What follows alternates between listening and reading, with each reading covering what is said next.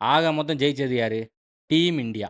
World கப்ப ஜெயிக்கணும்னா 1 player, 2 player மட்டும் அடிச்சு பறக்க விட்டா ஜெயிக்க முடியாது. அந்த டீம்ல இருக்க எல்லாருமே த்ரூ அவுட் த டோர்னமென்ட்ல பெர்ஃபார்ம் பண்ணியிருக்கணும். அப்பதான் முடியும். சூரியகுமார் யாதவ் ஃபர்ஸ்ட் மேட்ச்ல 80க்கு மேல அடிச்சாப்ல. அது மட்டும் இல்லாம கடைசியில வந்த சிராஜ் ஃபர்ஸ்ட் மேட்ச விளையாண்டு 3 விக்கெட் எடுக்கலன்னா நம்ம நிலைமை என்ன? 2வது மேட்ச் நமீபியா கூட விளையாண்டோம். இஷான் கிஷான ஒரு காட்டு. வருண் சக்கரவர்த்தி 3 விக்கெட். அப்புறம் பாகிஸ்தான் கூட விளையாண்டோம். என்ன நடக்கும்னு உங்களுக்கே தெரியும். அதான் நடந்தது. நெதர்லாண்ட்ஸ்க்கு அகெயின்ஸ்டா தூபே 66. வருண் சக்கரவர்த்தி இன்னொரு 3 விக்கெட். எவ்வளோ பெரிய டீமா இருந்தாலும் சரி, ஒரு மேட்ச் ஸ்லிப் ஆகுறது தான். அந்த மாரி சவுத் ஆப்பிரிக்கா கூட மானபங்கப்பட்டு தோத்துட்டோம். இதே மாரி தான் 2023 வேர்ல்டு கப்ல மொரட்டு பெர்ஃபார்மன்ஸ், மரண பெர்ஃபார்மன்ஸ். கடைசி மேட்ச்ல இந்த மாரி ஸ்லிப் ஆயி என்னென்னமோ ஆயிப்போச்சு. சரி, அது ஒரு புறம் இருக்கட்டும். அதுக்கு அடுத்த மேட்ச் ஜிம்பாப்வே கூட ஜெயிச்சே ஆகணும். அப்பன்னு வந்தான்ல அபிஷேக், அடிச்சான்ல. ஹார்திக் பாண்டியாவும் அடிச்சான்ல.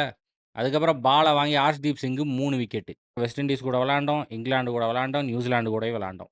இதுல சஞ்சு சாம்சன் மரணக்காட்டு. ஜஸ்பிரீத் பும்ரா மரண பவுலிங்கு.